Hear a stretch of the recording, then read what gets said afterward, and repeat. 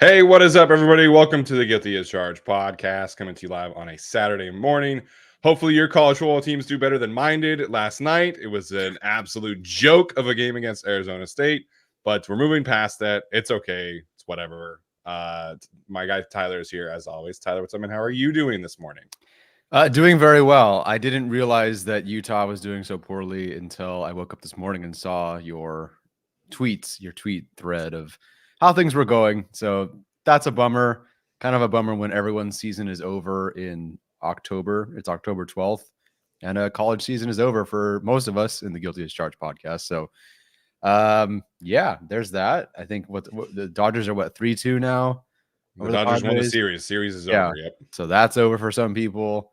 Yeah, it's been a couple of days for a lot of Chargers fans and us. Yeah, I tweeted out like a general like this game sucked. This is a joke, and some of our listeners who are Padres fans were like, "Yeah, man, the Padres sucked today. It was not fun." And I was like, sharing in the pain. I get it, but yeah, Cam Rising looked like last year Denver Peyton Manning last night. So it was just awful game to watch him play. Kyle Whittingham and him have had such a great run together, but I think it's potentially coming to an end. Anyways, we'll move on to some Chargers stuff here. We are going to obviously do a Q&A today.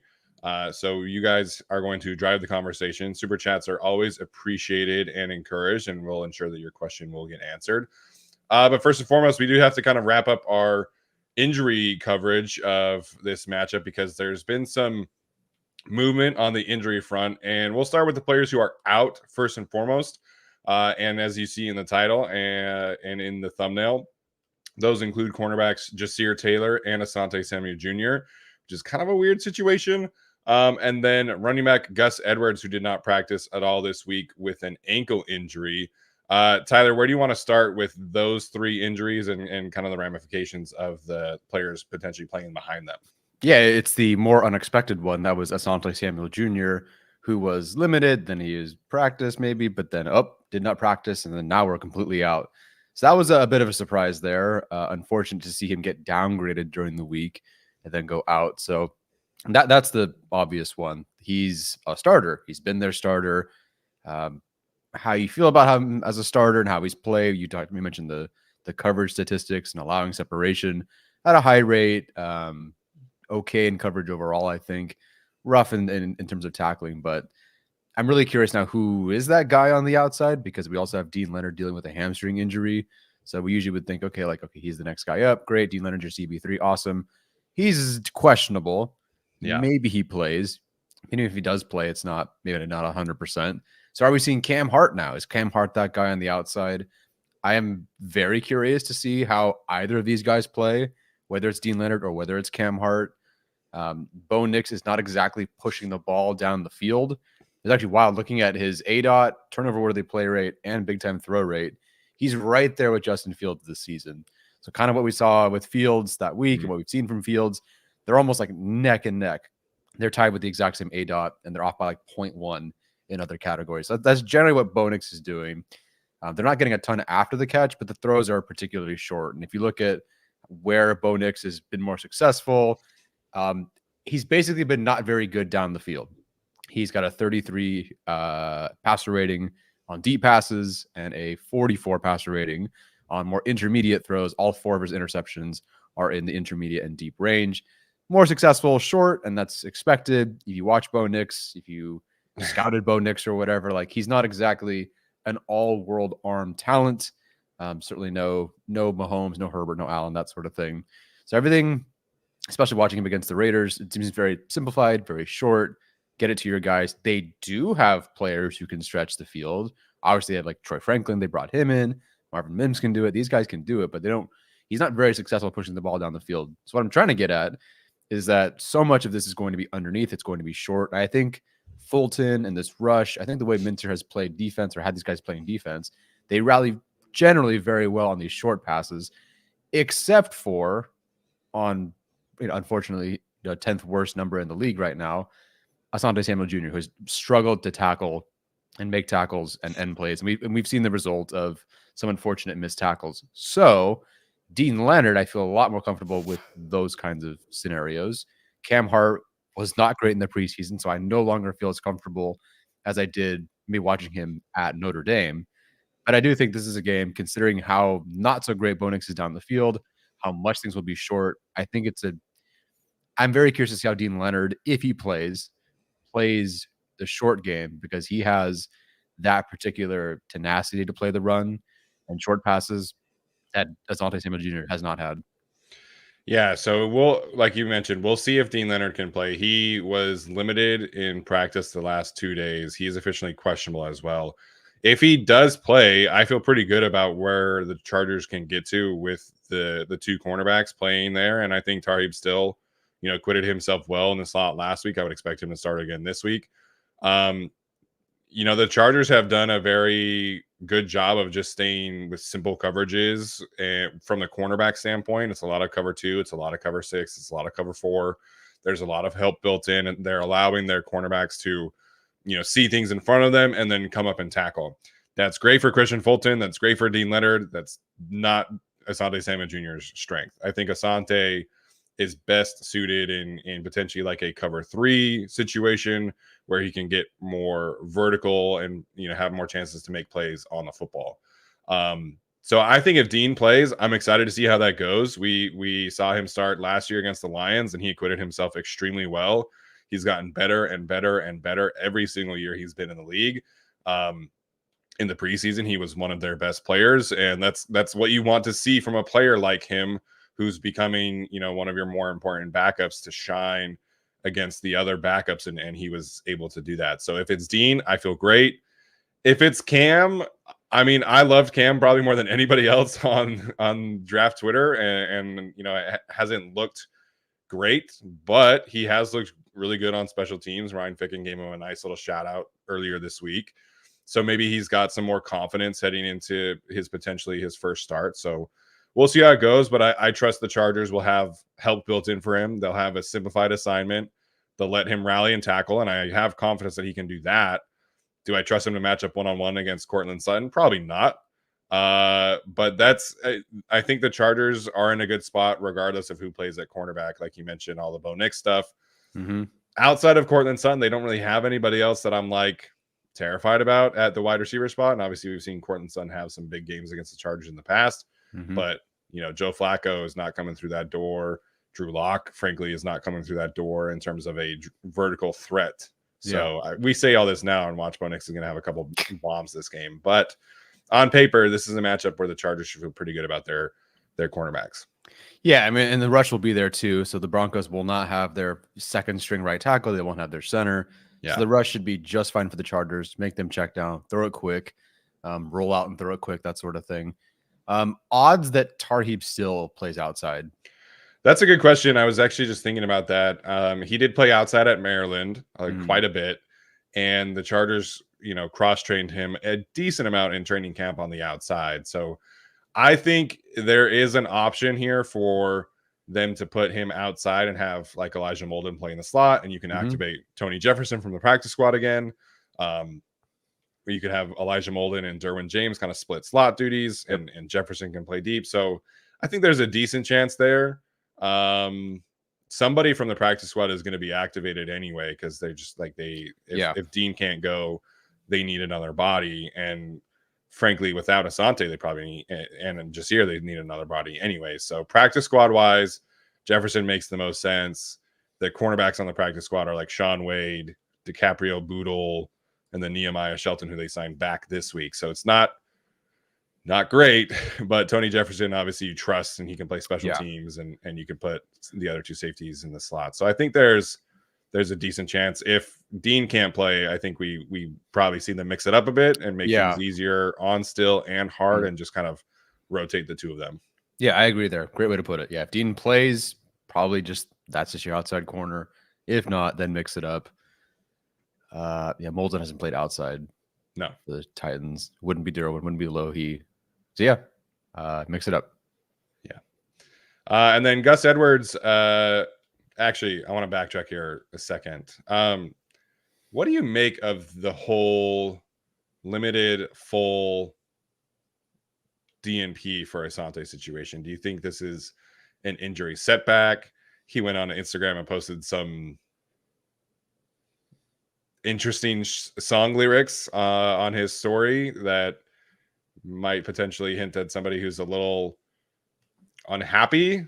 I don't know. This is probably me stretching a bit here, but it was convenient timing from Asante Samuel Jr. on Instagram. So I don't know if you have any takes there, but it just is. It raised an eyebrow, the sequence of events here for Asante Samuel Jr. Well, I didn't know that, so I'm now trying to look through social media to see exactly what he posted.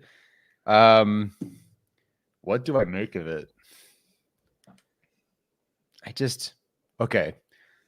I will say there's a mild precedent in the sense that Jerry Tillery had this back injury, and then suddenly he was just gone, and then was playing no problem for the Raiders. Some random injury that was mostly just a non-existent thing, and then suddenly they cut him. That's not the case here with Zont. They're not going to cut him. I wouldn't imagine. No. I refuse to buy into it, but also, what were the lyrics? It was all right. Them. It was all right by Gunna, and the lyric he posted was, "Most of you irrelevant, can't take it to the heart. They can feel what they feel, but I will never hide my scars. I done crossed some paths that I would have never thought I saw, and they left me with a loss, but I'm gonna be all right. We be all right. But I know we be all right. This money and the fame brought me pain, and it changed. But I know we be all right. I know we be all right. But I know we be all right." I don't think he doesn't strike me as the kind of guy who would post something about that and it would be related to a benching. He doesn't strike me as that kind of guy. Yeah, I refuse to believe that. But yeah, what I do think is possible is in the future, as much like they did with Coulson, if the backup walks in like Henley and proves that he's worth the starter spot and he's out there performing well and you can't take him off the field, like Henley's the starter. And of course, it's been a longer absence for Coulson, and he had off-season issues as well. But I could see them eventually moving to benching Asante Samuel Jr. for somebody else. But I'm not reading too much into it. I refuse to. But it is strange. Yeah, It is strange. He actually just made them up on the spot. Just Steven Gunna lyrics I've memorized in my head for no reason. Mm-hmm. To me, it was just like the timing of it. I was like, oh, okay, that's a little interesting of Asante to it honestly strikes me more as a guy who's going on IR. Like that's what it sounds like more to me, like a guy who's going to be out for multiple weeks, set back for a major comeback. Everyone's always posting something when they go out for a while. So it reminds me more of like a long-term injury thing than a benching. Hopefully IR is not the case. I would almost prefer a benching, honestly. But it's what I know about Asante and what I know about this defense and the way they want to run things is that this missed tackle situation is not going to last. Like they are not going to just sit back and keep letting this missed tackle situation continue to hurt them. And it's just not something that this coaching regime is going to be tolerating. So I hope he's okay. I hope the injury is not an injury reserve situation. I don't think that he is the kind of person to request a trade or whatever, like some people were speculating about yesterday. I just don't think Asante has been that. I think he's been kind of a put his head down and go to work kind of guy, and his character has really stood out to me. He has his issues on the field, but his character is unquestionable to me. So I think this was just kind of a interesting timing. So we'll see what happens. If he is going on IR, that kind of sucks because I just mentioned the practice squad corners. There's not a guy really on there that I'm like, oh, like, yeah, let's get that guy up here on the active roster. Maybe they do just kind of roll with Tony Jefferson and figure it out. But yeah, that would obviously be a great situation to go trade for Greg Newsome, as we've talked about. I did a video on Patreon this week kind of outlining why I thought he was such a great trade target this week, and he's a great player. He's preventing separation at a really, really high level. He can play outside, inside. Mm-hmm. That would be fantastic. The Browns season is obviously in the tank, so that'd be cool to see. Okay, for the Gus situation, we kind of touched on this on Thursday. I don't know how much more you want to see, but Jim Harbaugh did say that Kamani Vidal is like a player on a spring. He's just like ready to rock. So love to hear that. The press conference this week on Friday was like a minute and a half from Jim Harbaugh. Not a ton to say. But I think it is important that he kind of pointed out like Kamani should be ready to go. He'll obviously be active. And I like I said, I do expect him to be the RB2 this week, and I'm excited to see what that looks like.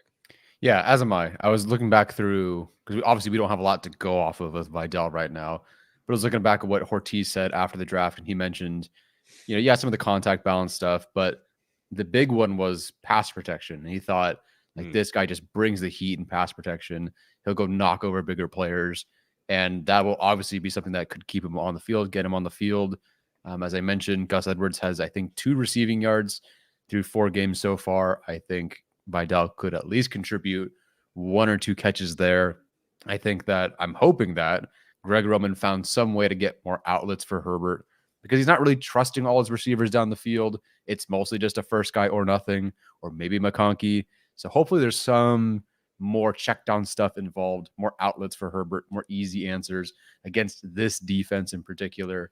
So I think Vidal maybe gets a couple of carries, and maybe even like Haskins and Vidal split, like you get 2 carries, you get 3 carries. But Vidal, I think by far would be the guy I trust more as a pass catcher. And so maybe he gets involved there. I don't know how much. We'll see what the game script has in store. They could run a lot this week, but we've seen them go all in on Dobbins and then kind of nobody else in a game. So, but I think you want to see what Vidal has. Yeah, I think they'll give him a chance, and I think they'll give Haskins a chance. And then if one of them is playing well, I think they'll kind of ride the hot hand as Greg Roman has done in the past. So I'm hoping Vidal rises to the occasion, man, because I think his skill set is just really, really needed with this offense, and they need to have somebody who can create some more explosive plays outside of J.K. Dobbins and Land McConkey. So it's just it's an exciting time for the rookie class in general. There's a chance that we see almost all of them active this week. I don't know what the situation with Brendan Rice is going to be. Maybe with special teams he can be active again. But Kamani will be active. Tariq Still is going to start. There's a chance Cam Hart starts. Obviously, Junior Colson returns. Justin Eboigbe might be active again. I don't know if he's going to play or not, but so there's a good chance we see a lot of this rookie class on Sunday tomorrow. So that should be an exciting storyline as well. Yes, hilariously just wrote an article on Sporting News. Chargers rookie class poised for massive contributions this Sunday, because they are, like, this is the most involved they're going to be. Yeah, TBD on some of them, but like Vidal being active is great. We'll see with Rice. He's only played 7 special team snaps the last 2 games. It's not like he's heavily involved there. So we'll see. Obviously, with everyone healthy outside of DJ Chark, but everyone who could be healthy is off the injury report. So he might be inactive this week. And eventually they are going to have to start figuring out who's going where. If DJ Chark returns, when Nick Niemann returns, who's cut, that sort of stuff. So we will see. Eboigbe's tricky because he was, in theory, a defensive end with Joey Bosa not playing last week. Then, as you mentioned, he didn't play at all. Joey is questionable heading into this week, so we'll see. But if Joey's active, then he's not going to have Eboigbe active. Yeah. So to that point, Jim Harbaugh did say Joey is trying to do everything he can to play tomorrow. He did not practice fully this week. He was a DNP on Wednesday and Thursday. He was a limited participant last week. So a positive step up for Joey, but I would be pretty surprised if we see him play at this point.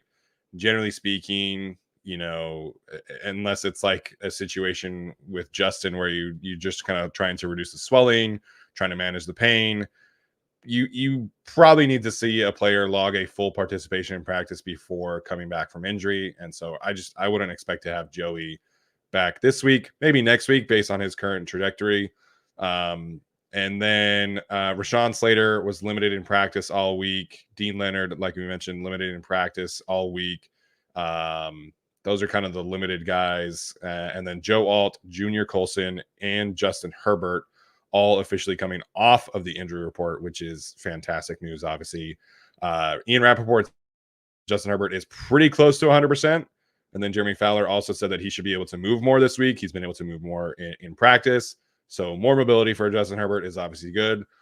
Probably 100% next week or the week after. But like Ian Rappaport said, he's pretty close, which is fantastic to hear. Yeah, that would be huge for this team. Their, play action game, under center play action game would improve dramatically there.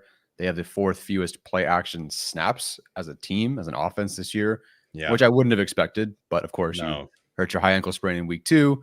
That changes things. So that potentially could increase this week. And if not this week, then definitely moving forward. But yes, I agree with, I mean, you've already said it, and the guy said it, and Mr. Chip says it, like, no way he's close to 100%. It's a high ankle sprain. Yeah, like he's not going to be 75%, but maybe he'll be like 85%, and I'll take that. Yeah. I think we saw him try to move a little bit more, which was good against the Chiefs. It did not go well. I would say he's probably like 80% right now. Close to 100% is probably a little ambitious for me in Rappaport. But if he can actually do, like functional bootlegs this time, it's a huge improvement, because that's a major piece of this playbook. Being able to get back to a 7-step drop on a play action fake is a major piece of this playbook, and we just haven't seen any of that come to fruition. So I think we probably see him maybe like 90% next week, and then maybe the week after that he's finally like 100%. So we'll see what that looks like from a tape perspective, from a brace perspective. He's been practicing with a brace, then playing with a tape job. I think Daniel Popper said they taped the ankle and then they spat the cleat. So he has like a double tape job. So a lot of tape incoming on Justin Herbert's ankle. So we'll see if there's less tape this week. That's obviously a good sign. And then we'll kind of see what's up with his ankle the week after that. Yeah, but all positive. I honestly thought this would be more of a lingering thing, even though it will be a lingering thing. But I didn't think he would be full, this week and off the injury report. So that's good to see. Yeah.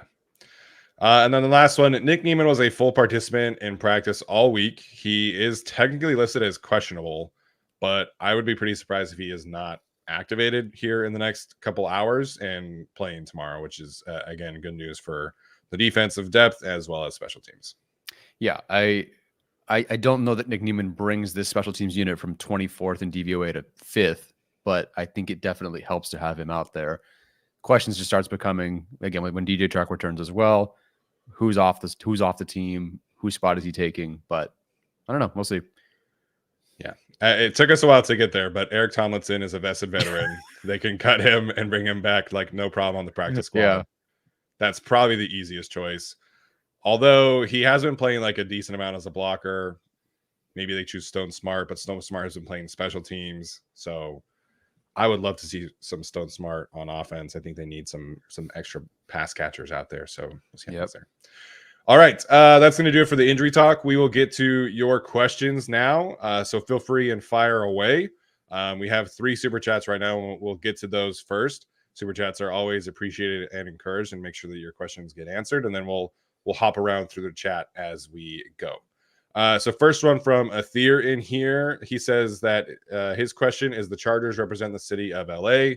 However, SoFi Stadium is located in Inglewood, not LA. I'm confused. Can you explain?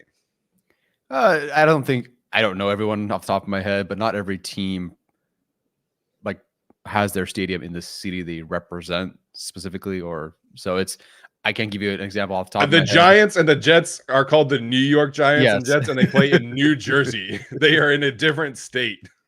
Yeah, it was fun when I was in New York driving to there to find MetLife. I don't know how many stadiums are different, but I think it's the city.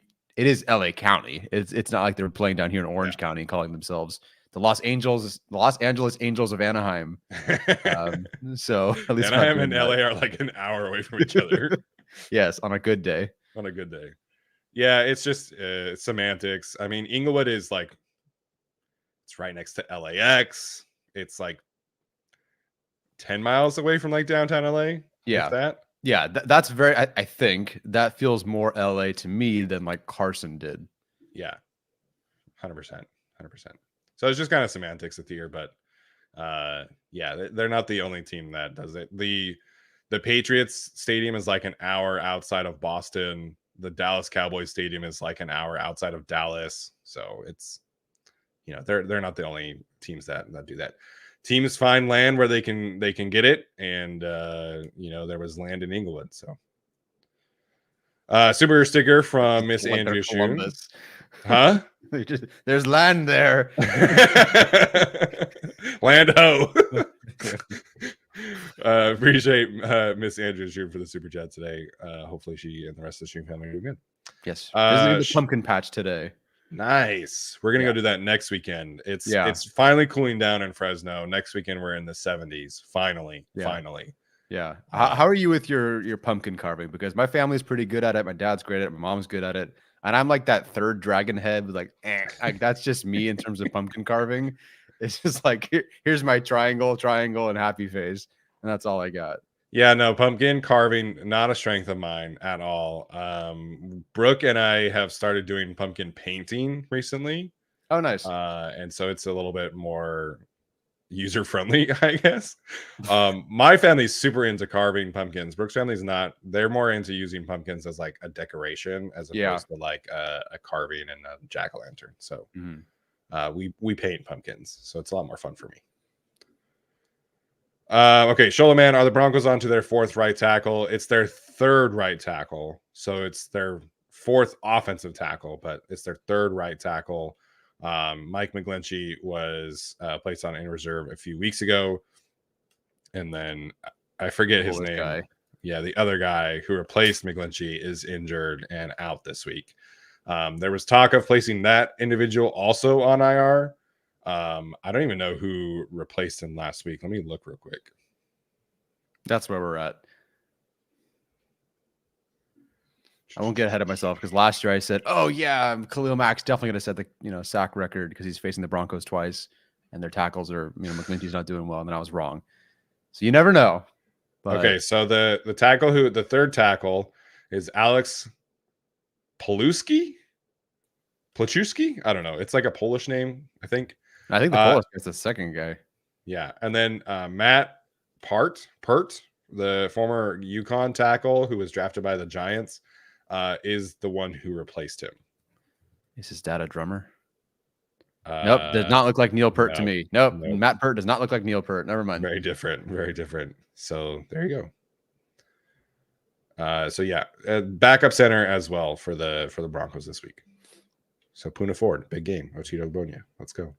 Yep. Super sticker from Daniel Bridges. We appreciate that as well. Yeah, and I was trying to make sure I address his. Oh, did he have a question attached to there? No, of course, I had it until I got sidetracked. Now I don't have it anymore. But he just said no question, just a thank you. Just wanted to bring that up. Thank you, Daniel. That's a huge super sticker contribution for no question. Please ask a question. You can totally ask a question. But seriously, I appreciate that. Thank you. 100%.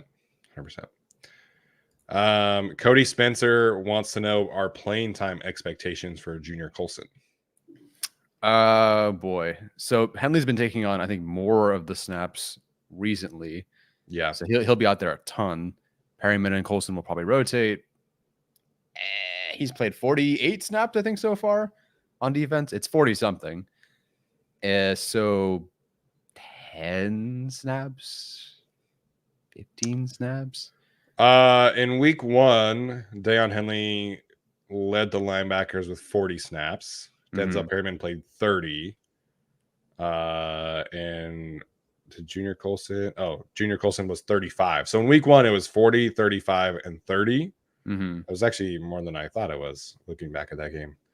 And then in week 2, that's obviously when Junior Colson got injured. That week was 43 for Deion Henley, 31 for Denzel Perryman, and Junior Colson only played 7 snaps before he got injured. So I think we've seen Henley be worthy of the bulk of the snaps, and so I think like best case for Junior, maybe he plays like 15 or 20. Sure. So he's off the injury report, which is good. So yeah, I can see 15 to 20. He will play though. I expect him to play and have a role. Next one here from LA Chargers fan wants to know: would you be in favor of trading Joey Bosa? I assume he means right now as opposed to in the offseason. I don't know. I am the worst person to ask about contract things. We had this guy who now works for the Jets to answer these kinds of questions for us. Yep. So I don't know how much, this person takes on, what kind of value there is. I can say that I was in favor of cutting him after last season, although we would have then asked for an edge rusher to be drafted. It's tricky because now if he is getting healthy, which I know is a big if, and then how long can he stay healthy? But if this Chargers defense is as good as it's supposed to be, and if the Chargers are going to, in a rough AFC, push for the postseason, I don't mind having Joey Bosa for this season. I would be okay with that because at the end of the day, on the field, he's great. And if you're not going to get much for him, you're going to cut him anyway. I don't desperately need the late day 3 pick or whatever the heck it is for Joey Bosa, unless you're somehow flipping him for a player, but I doubt it. Yeah, his trade value right now at this current moment would be about as low as it possibly could be. Coming off 2 different injuries, he had a good game in week 1, a very good game in week 1, one of his best games that we've seen in quite some time. But he has a lengthy injury history, and now this year he's injured again. So teams are not going to want to take on his contract. It's much more reasonable of a contract to trade after he took the pay cut. But his base salary this year is $8 million. So we're obviously in week 5. So by the deadline, the new team is probably taking on like $6 million of that contract. And then you also have to take on his next year's contract, which for the Chargers, it's very easy to just, look at it and say, okay, we can save $25 million and we can cut that player. But for a team taking on that contract, they're not going to want to inherit that contract, which currently is slated to have a cap hit of $36 million. Like the opposing team is not like going to want to do that. Largely speaking, when you are looking for a player to trade for, you're looking for a player who is on an affordable contract, is on a contract that you can kind of work with, like an extension or a roster reconstruction, or is on a rookie contract who's trying to get into a better situation. Teams aren't trading for expensive players with injury histories at the deadline. So am I in favor of trading him? Probably not. I think at this point, it's just worth holding on to him and hoping he can get healthy. Are other teams in favor of trading for him? Definitely not. Like, this is not a contract that other teams are going out to search for in the middle of the season when they can go trade for, an expiring contract who is going to cost them $1 million, $2 million, and probably have like the same kind of effect on the team because he's going to be more healthy, et cetera, et cetera. So I don't even think the Chargers would discuss this right now because they know that other teams are not going to want to trade for this contract. Yeah, and the Chargers, unless things change, they are playoff contenders currently, which doesn't feel like it at 2-2. But we just looked at the AFC, and they are definitely in this. They're in the playoffs as of right now, but they are going to be in it more, I think, especially if they win this weekend. So I'm not really in the selling mood right now. And again, push comes to shove, you're in the postseason, and if Joey Bosa is healthy, you want him out there. Yeah, the Chargers need more pass rush help right now, and part of that is because he's been injured.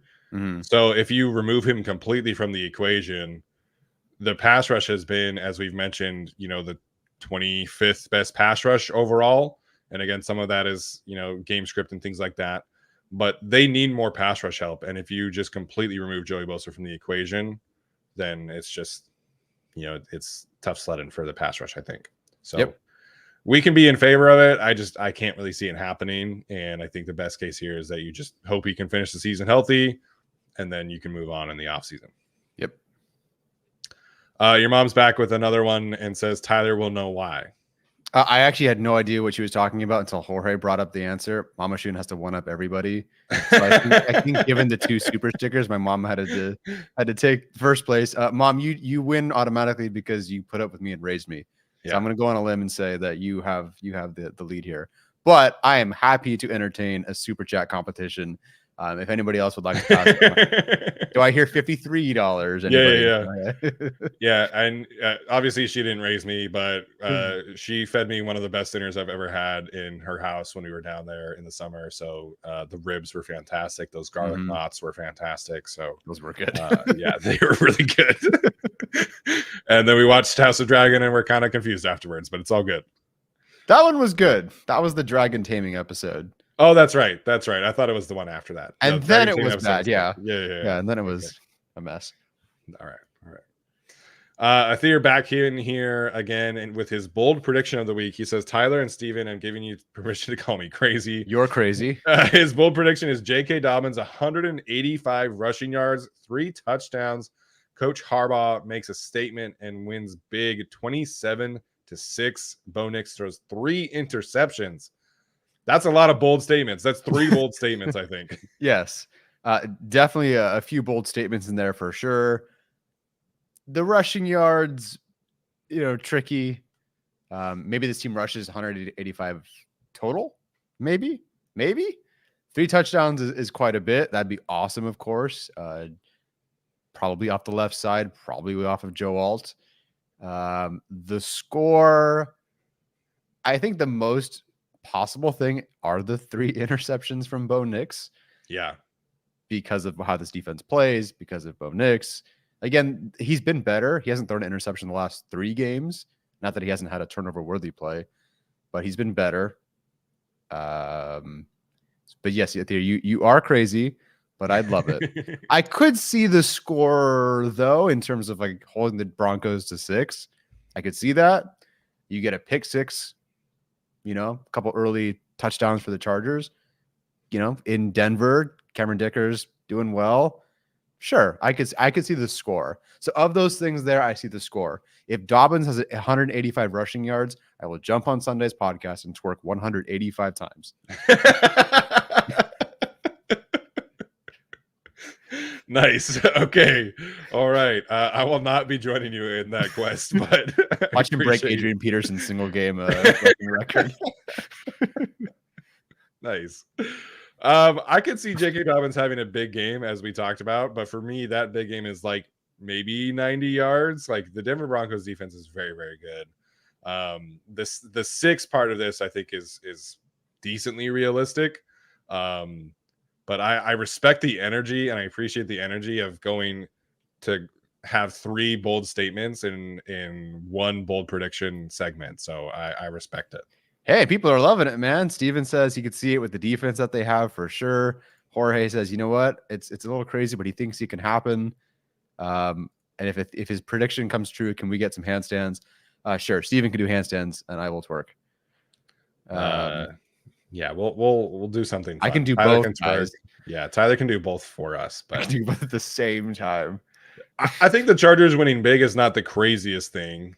But a lot has to go right for this offense, as we've talked about. It's just they have to be their best that they've been this season, I think, for the Chargers to win big this game. So maybe that happens. Maybe this is Justin Herbert is healthy and he's slinging that thing around, and we'll see what that looks like for the first time this season. It would be fun to watch. But J.K. Dobbins having a big game, not crazy. Just I think 185 yards and 3 touchdowns is a little much, and then 27-6.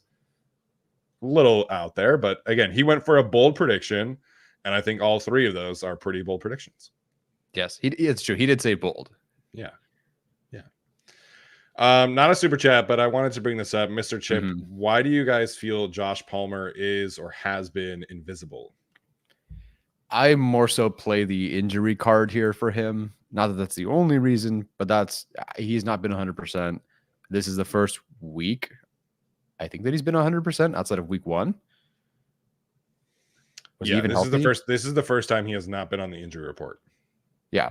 So I think that'll be the case. I think we're missing some of that, risk taking or extra trust that Herbert has in his receivers. He does trust Palmer. So I could see a couple more risks this week. Although if it's Pat Surtain season versus Josh Palmer, which I would get, then he will be invisible one more week. Yeah, whoever Pat Surtain is shadowing is going to be invisible. Derek Klassen on the Athletic Football Show has this term he calls the sacrificial X receiver, which is just the receiver who is not really involved in the offense. His job is basically just to run vertical routes and take some attention away. That's kind of been Josh Palmer's role. Plus, he's been injured. So I think Ladd McConkey is leading the Chargers on first read targets at like 35%. I think Quentin is next at like 27%, according to Jacob Gibbs on Twitter, who's a great follow. So I've been more surprised at the lack of first read targets for Joshua Palmer. But given that he is injured and has been dealing with a knee injury and an elbow injury, a second knee injury in training camp, like it's similar to Joey, it's just been an awful start to the season for Joshua Palmer. And this is a guy who's struggled with injuries in the past. He's had 3 different injuries this season. So hopefully the bye week allowed him to get fully healthy and we can see him come back, because there's been a lot of Palmer discourse online about how he's like a bum, and he's not. He's a good NFL player when he's healthy. I just don't think he has been healthy yet. And so hopefully, this is the week where we can see him kind of get back to that point. Yeah, that'd be awesome. That would help the Chargers a lot in several categories. Yeah. Kevin Kernick pointing out the Santa Clara 49ers. The 49ers are called San Francisco, and they play an hour away in Santa Clara. So getting back to that point from Inglewood.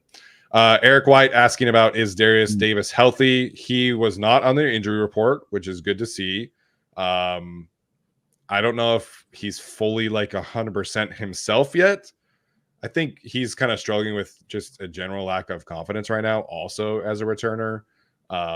So hopefully him not being on the injury report is good news, but I don't know if I would classify him as like fully healthy until I see him, get back to top speed. And what does he look like on a potential big return? Is there a big return?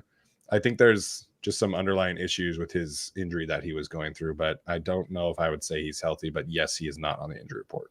And he was not on the injury report before the Steelers game, where we saw him be kind of slowish and sluggish. And then the following week, he was on the injury report for the Chiefs. That's correct. Okay. So we'll see. But it is good to at least have him healthier. Curious how much he plays on offense this week, considering he didn't play anything the previous week after averaging like 10 snaps per game on offense the previous 3 weeks. So we'll see. Yeah. Jorge in here with the famous reference, playoffs. You want to talk about playoffs? We did this on Tuesday for what it's worth. We kind of went through the Chargers' chances. I think we both agreed the AFC is completely wide open and outside of the top 4 teams. So, the Chargers schedule sets up pretty nicely, where if they can go on a bit of a run, then I think we can talk about playoffs for this team. Yeah. We mentioned, we went from Chargers at 7 and we talked about 8, 9, 10, 11 all the way through. And everyone's just a big question mark, or they're firing their coach already. The Jaguars are playing in London this week. Are they going to fire Peterson if they lose? That classic London firing. I don't know. Yeah. The Bengals are 1-4. They have like the worst defense in the league. So it's very doable.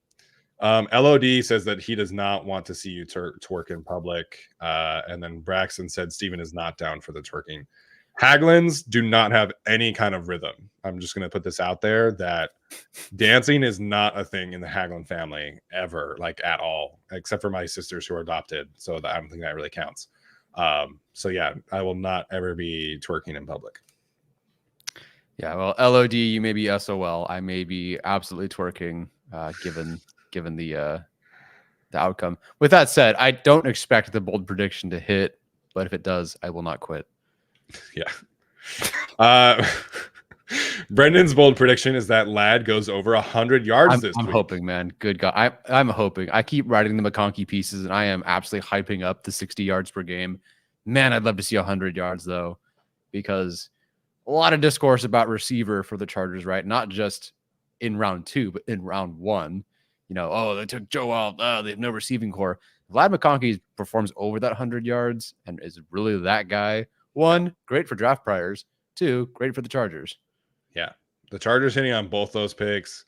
Junior has looked good, although he's had some, obviously, just a bit of an injury bug, unfortunately. They're minor things, thankfully, but if they can hit on those 3 picks and then Vidal can hit, maybe Tariq still becomes a useful player. This draft class has a ton of potential to really hit. And we felt that way after the draft. We really like this draft class. A lot of draft pundits like the draft class.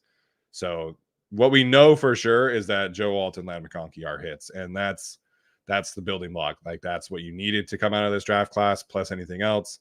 So it's just been great to see people do the Malik Neighbors discourse every single week. I'm so sick of it. Malik Neighbors has 53 targets and he's played 3.5 games. 53 targets in 3.5 games is an absurd amount of volume. Ladd McConkey has 24 targets in 4 games. So I don't know what to tell you. Malik Neighbors is not getting 53 targets on this Chargers team in 3.5 games. No. And that's, even credit to the way the defense is playing. But yeah, the volume, all that is not there. Would it look great? Would Malik Neighbors be awesome? Sure. We would also right now be watching Trey Pipkins and Jamari Sawyer out there at tackle this week. Yeah. Probably, unless they took a tackle in the second round, which means we don't have I don't know. But I don't even know how the tackles are doing from this class. I don't think they're great. It's been Alt. Olu's not playing because the Jets are. Oh, he is playing. Yeah, Morgan Moses got hurt in their first game, so he's been starting the last few weeks. And I don't think their line's been very good, so that's not good. So Fuaga is playing and playing well. The Saints hardly ever actually do true dropbacks, but Tyler Guyton has played a lot. JC Latham has played a lot. DJ Glaze for the Raiders has played a lot. Roger Rosengarten is playing a lot. Olu Fashanu playing a lot. Amarius Mims playing a lot. Brandon Coleman playing a lot. Those guys are all playing decently well. Mm-hmm. But Patrick Paul, who was taken in the second round, has not played for the Dolphins despite injuries. Kingsley Suamataia started the season and then was benched. Blake Fisher has played a decent amount for the Houston Texans. So it's not great.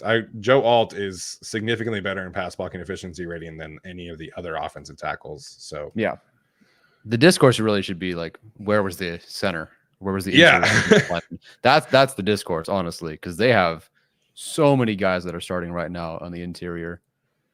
Yeah, I mean, we wanted Neighbors. We were advocating for them to take Neighbors, but Joe Alt has been awesome and Ladd has been awesome. So I don't really care to do the whole revisionist history thing every single week when the 2 players that they took in the first 2 rounds are fantastic players.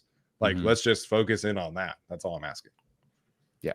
I mean, Neighbors probably has 1,000 yards in this offense this year, maybe. Yeah, you can make some discourse Herbert doesn't get as hurt if he has an auto wide receiver 1, but yeah, the way McConkey's playing, obviously he's not Malik Neighbors. He never was, but he's playing well enough to justify the way the Chargers went about the draft so far. Yeah, 100%. Okay, there was a question that I wanted. Well, I'll try and find the other one, but Athir was back with another super chat. He says, tell Mama Shun, Athir said, save money. Chargers will be playing in Super Bowl February 2026 in San Francisco. Sounds good to me, man. Would love for that to happen. That is the boldest of predictions. I would love for that to happen. I don't know who's getting through the Chiefs this year, but we'll see. I'm so sick of it, man. They're 5-0, and they honestly have looked like shit on offense. Yes. It's so frustrating. So Rice is out for the season. No Pacheco right now. Hollywood Brown's out for the season. Isaiah Pacheco is out for a long suspect. Time. Yeah, we just talked about Kingsley, who got benched. Worthy's, fine so far. He's contributing on offense. But their offense has been fine. They just got a 100-yard game from Juju Smith-Schuster, who couldn't make the Patriots. Yeah. No, they've suddenly we'll just take Kareem Hunt and Juju Smith-Schuster it's 2017, and they're just tearing it up. It's unfair, and they can just do whatever they want because the defense will come up big for them. And I think they're getting Omenahu back. Yeah, I don't know. Is he out 8 games? I think so. Yeah, I don't know. Yeah, the defense, their defense is incredible. Did you see the stat about every lead rusher against the Chiefs? No. So I forget the exact specifics, but every lead rusher against non-Chiefs defenses is averaging like 5.5 yards per carry. Like they're good running backs. J.K. Dobbins, Alvin Kamara, et cetera, et cetera. Against the Chiefs, all of these running backs are averaging like 1.9 yards per carry. When did the Chiefs get a run defense too, man? Like I know. It's so that's not annoying. fair. That's not fair. They've at least like had some pass rush. Then getting a run defense too sucks. The first year that they hired Spags, that defense was so bad. Nick Neiman's brother, Ben, I think his name was like Yeah, the starting linebacker for that team. And I remember when the Chargers played them that year, Austin Eckler just like kept cooking him on Texas routes because it was just like unguardable. Mm-hmm. And now they have like 7 good linebackers, and every year it's just like, all right, here's another one. Oh, it's so unfair. That 1 to 2 draft classes, like yes, Mahomes, Reed, Kelsey, for a while Hill, like that was the team, right? But it's like that class getting Creed, getting a defense, that's turned them into a dynasty, which is crazy because it's not even like they added Mahomes in that class or anything. It's just that made them consistent contenders and 5-0.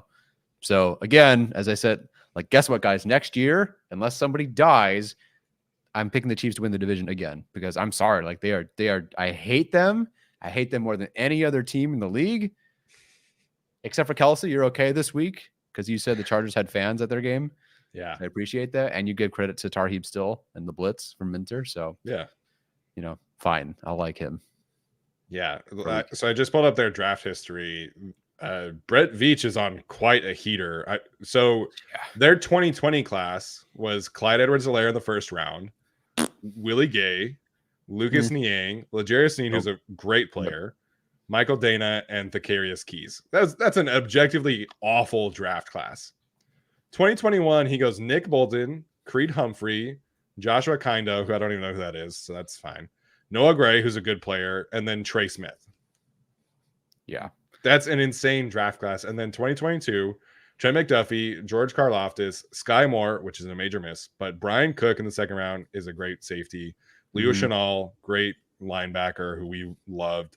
Joshua Williams, who's a starting cornerback for them. Jalen Watson, who's a starting corner for them. And Isaiah Pacheco, who's their starting running back. Crazy. Nasty. I mean, thank goodness they haven't really figured out offensive tackle yet. Yeah. Because otherwise they've been kind of a mess for them ever since like Mitch Schwartz and Eric Fisher retired.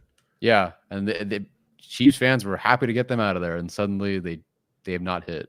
They've invested in the position financially in the draft, but hasn't worked out. Doesn't matter. I mean, I hated, what was it? What was the game they just played? Was it the Falcons? What was the game where, the game, yes, but the game where Mahomes did like a basketball move and like juked out the defender, then ran to the sideline and dove. Oh, I think that was the Falcons game. Yeah, just watching him do that, I just got so pissed off, dude. I'm like, I hate how good he is. There's PTSD for sure. Yeah, that I just, I'm looking at it going, God, this guy is just gonna be 15 more years of this crap. I hate it. Yeah. Hopefully he gets really into like investing and like he's super into the Royals and like just decides he doesn't want to play anymore. That's it. Yeah, there you go. All right, changing gears here a bit. We'll take questions for a few more minutes. Ivan wants to know if we see the Chargers trading for anyone by the trade deadline. I think the deadline is November 5th. So the league pushed it back this year, which is great. They have at least 4 more games before the deadline hits. But do you think they actually do end up trading for anyone? Yeah, I do. I don't know who it is, but we've been looking at the schedule, and the next 5-6 games are pretty winnable for the Chargers to put them in that, yep, okay, we are contending, let's go mode. I could definitely see them doing that.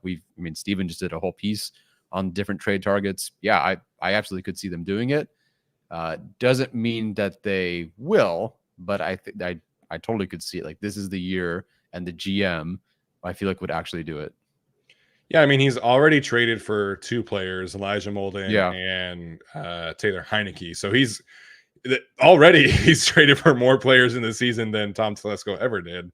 So I think it's definitely on the table. I think, the Chargers are probably not going to risk a ton of losing a ton of financial flexibility for next year. So next year they have a very clean cap sheet. They have $77 million in cap space. Plus cutting Joey Bosa frees up $25 million. So they have a ton of space to be aggressive next year. I don't think they're going to want to mess with that. I think it's going to be like a short-term contract. We have talked about Amari Cooper. Alex talked about Amari Cooper. Daniel Popper wrote about Daniel Popper this week. That's a name that makes a lot of sense to me. Other names that I wrote about, Roy Robertson Harris, the defensive tackle from the Jaguars, has been kind of like a 38 pressure type of player for the Jaguars. He has a $1.2 million base salary this year. That would be a fantastic addition. Yeah. We talked about Greg Newsome. He's on a rookie contract right now with the 5th-year option next year. So next year is a bit more expensive, but you can, again, extend him, and then you can figure that number, how to lower that number next year. So that makes a lot of sense as well. And then we talked about, obviously, Amari Cooper. So those are the 3 names that make a ton of sense for me: Roy Robertson Harris, Greg Newsome, and Amari Cooper. Yeah. But I like Tyler mentioned, I did a whole video this week with like 15 names on it. So yeah, which is awesome. Thanks for doing the work for us. I don't even think they wouldn't even need to trade for a starter. Ortiz has very much been an insurance guy. So Bud Dupree, pretty sizable contract, insurance. Molden, insurance. Obviously, Taylor Heineke, insurance. So I think that they would be comfortable, even just a defensive tackle who's not going to start, but will contribute or can contribute, whatever it is. I think they could just go, okay, we're in a good spot. We've got a good team. Let's say we're, I don't know, 6-2 at this point, or whatever the record will end up being. Great. Let's just make sure we don't, like, the cliff doesn't hit us and we're not prepared for some sort of injury. So right now, like, that Molden trade has been awesome for the Chargers. Even if he didn't play super well, and I think he's played well, like, they were ready for, a Derwin suspension, which we, didn't expect, but that happened. We had Molden, although Gilman getting hurt, boom, there's Molden. Yep. We're talking about him playing in the slot this week. Like, just, I think they can make an insurance play more than just like here's a tight end one sort of play. Yeah. So Max asking about other tight ends besides Mark Andrews, which Mark Andrews on a separation basis is still like a top tight end. He's just not getting targeted right now. So again, Ravens are in a Super Bowl window. He's a great player. That's not happening. The tight end I do think is interesting, if the Bengals keep losing, is Mike Gesicki. He's on a $1.5 million base salary this year. So again, cheap. He's a free agent after the season. And he's a different kind of tight end. He's a vertical threat. He's, I think, 3rd in the league in average depth of target. Yards per reception numbers are fantastic. He's kind of like a big slot receiver. So it would just give them something different at that spot. And they have Eric All and Tanner McLaughlin. Eric All has looked fantastic in like limited action. So if they keep losing, they have kind of an easy transition here. Like, let's just keep feeding this rookie Eric All. Let's get Tanner McLaughlin, the next rookie, some touches, and we can trade Mike Gesicki for a 7th round pick and kind of call it good. So that's the tight end name that I would be most focusing on is Mike Gesicki for the Bengals. Any centers or guards? This team just feels so stand with their current guys with this interior trio right now. And then they have no faith in the guys behind them. So that's why they had not Whitehair. Which is a weird combination. Yeah, really strange. What was the guy? Not Sam Whitehair. Mustipher. Not even close. Okay, thank you. Sam Mustipher. Whitehair, Mustipher. They were both on the Bears together, actually. I appreciate that, Steven. Thank you. I'd like to see it. If there were an all-pro center out there they could trade for, I'm a happy camper, but I don't think they'd do it. Or anybody would do it. Yeah, teams aren't trading quality centers and guards midseason. And I know everybody hates the interior offensive line.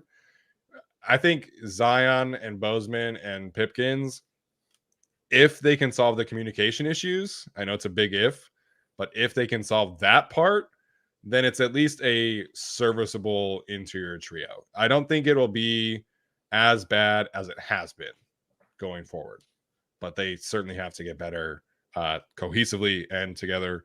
But they've played 2.5 games together. Like they need more reps together. They need to understand how each other work more together. Trey Pipkins has played 2.5 games at guard for the first time in his life. So I'm willing to be a little bit more patient, but center to me is like, I would say at least second on the needs list for next offseason in order for this team to like really take that next step. So Bradley Bozeman, I am firmly, What do you have first?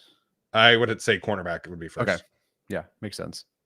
especially with projected the fact that no one's in the secondary right now.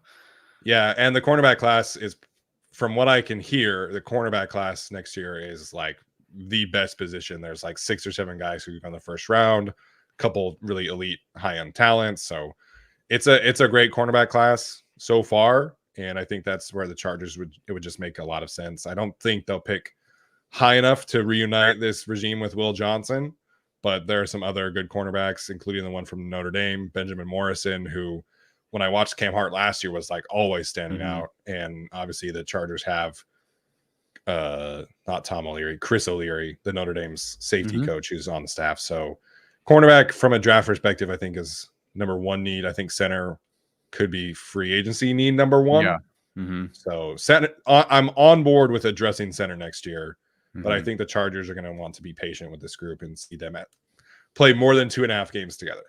Yeah. And I think we all also know in our hearts this was not the all-in year, or at least realistically we knew this was not the all-in year. So there will be positions that are not fully addressed. This will be one of them. I just think they work through it and load up more next year. Yeah. Gary Rockwell with our, I think, last super chat. He says, how about our offense being less predictable on first and second downs? Chris Rim wrote about this yesterday. The Chargers have the highest run percentage on first down and second down. So yeah, I think this is definitely something that needs to change. The Chargers' success rate on first down rushing is like 28th in the league. First down success rate when passing, I think, is 12th in the league. So yes, I'm 100% on board with them kind of mixing up the script a little bit, letting Justin Herbert get into a rhythm on first down, and I think it just makes things a lot easier on offense. I agree. I think the health of Justin Herbert, we'll see where he's at, but I think that will change things as is. And I think that as much as grief as I've given Greg Roman, you also you have to throw out half your playbook when your quarterback can't move. Yeah. We'll see what changes. How many games are we giving this stuff with the offensive line, with Greg Roman? How many games are we giving this before we are really like pushing that button? I don't know, because I mean, our expectations for the offense this year were not super high in the first place. In terms of panic button, I'm willing to give them this year before I really make any rash judgments and seeing how it unfolds. If we get to the end of the season and this is a 7-10 win team and the offense is still like 25th in the league, yeah, that's when I'm like, okay, like we have the whole season of data. We've seen what it looks like. If it stays where it's been at for the whole season, then yeah, that's when I'll be pushing the panic button. But I'm willing to be patient in the first year of the regime, in a year where they blew up basically the entire offensive roster. Yeah. So it will not be fun to watch, but right now I'm saying that I will be willing to patient for the whole year for the first year of this regime. Yeah, I'm at least looking for the floor that we were hoping would be here with Greg Roman. The line, the run game, passing game was always a work in progress, especially when you don't take a receiver in round one. So just build from here. It's so tricky because we have always wanted like the better thing for Herbert, the better receiver, the better coordinator. And it's like the Chargers, every time they make the move, which makes sense at the time too, they've just kind of gotten worse. Now this year isn't always on like Roman. You talked about the entire offensive staff overhaul, the entire roster overhaul, basically an injury. We had Steichen. Let's get rid of Steichen. Got rid of Steichen. Okay, we have Lombardi. Oh, let's get rid of Lombardi. Oh, we have Moore now. Oh, let's get rid of Moore. Now we have Roman. Let's get rid of Roman. Like at some point, it kind of stinks that this is the coordinator we've landed on. But Herbert should have, unless it's awful, several years with a coordinator just to see where we can go in terms of building, because he can't keep doing this, learning a new offense every single year, for good or bad. Yeah, I was listening to the Ringer guys talking about like how Brock Purdy has grown throughout this year, and it's like, well, he has such a big advantage because he's going to play with Kyle Shanahan for his entire career. Yes. I mean, Drew Brees had Sean Payton. Peyton Manning had the same coordinator, Tom Moore, forever. Tom Brady had largely the same coordinator, Josh McDaniels, if not the same system. So it's at some point the offensive coordinator change needs to stop. And I think that's why a lot of fans wanted the Chargers to go get like a Ben Johnson type of coordinator. It's just at some point learning all of these new offenses is just going to be an untenable situation for where the offense can ultimately get to. Yeah. That being said, I think the offense will get better as the players get healthier, especially with Justin Herbert. But if it stays at this current level, then I think Greg Roman is probably a one and done coordinator. And as much as him and Jim Harbaugh are like best buds who camped out in the offseason, Harbaugh is not afraid to pull a guy and make coaching changes if something is not working. Like, I don't think it would just be like, hey, let's run this thing back. But, again, that's if the situation just stays where it's at right now. I do think the offense will improve. The run game, I think at minimum will improve, and especially as these guys get healthier, and we'll see where the passing game can go. But yeah, man, I think if this is where it's at the end of the season, then I think we will see changes made on offense from Jim Harbaugh. Yeah. Max mentions the staff around Roman helping him with a more modern passing attack. Like you, I'll be patient with that one. You watch the opening drive against the Chiefs and you're going, hey, there's a lot of stuff here. A lot of good counters to things. Looking pretty good. Yes, he will not be a head coach. We don't have to worry about Greg Roman leaving to become a head coach, unlike the defensive coordinator. But I think give also the other guys around Roman some time too. Give everyone some time. Harbaugh some time. The injury some time. And then next year, get another receiver. Bring Keenan Allen back for all I care. I would love to see Allen and McConkey together. I don't think it'll happen, but that'd be fun. It would be fun. The frustrating thing from Greg Roman for me is that, like, you see all the stuff that he does in the run game, and he really does like sequence things well. And so they'll have like one run concept. They'll be able to window dress it and run that concept like 4 or 5 different ways. And then they'll have 2 or 3 play action concepts off of that run concept. And everything looks great and everything is sequenced and it makes sense. And then the passing offense is just like so like the opposite. There's no sequencing with the passing concepts. And for whatever your gripes were with Joe Lombardi, that was his strength. His strength was, I'm going to run this passing concept, window dress it this way, that way, this way, that way. And then we're going to run a different concept with the same principles. The passing offense was always sequenced together. And this time with Greg Roman, it's the run game that's sequenced together. And it looks great from a schematic standpoint. But the passing game just lacks that same kind of creativity that he has in the run game. So, hopefully we can get the floor raised. Hopefully this offense can get back to what it looked like in the first 2 weeks. And hopefully that starts tomorrow against the Denver Broncos. We had one last super chat from Zikloxy. Will we see Chris Rumph play again? He is out for the season. I believe he has had surgery or is going to have surgery on his injury. But no, we will not see him again this year. I believe he's a free agent after the year. Yeah. So we will see him twice a year on the Raiders.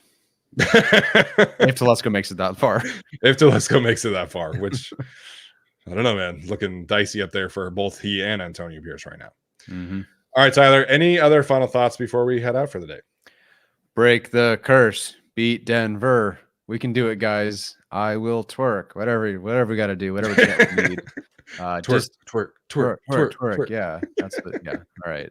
Hopefully it doesn't come to that, but I'd be happy with Gus. I'd be happy with a 27-6 win where J.K. Dobbins has 184 rushing yards. There we go.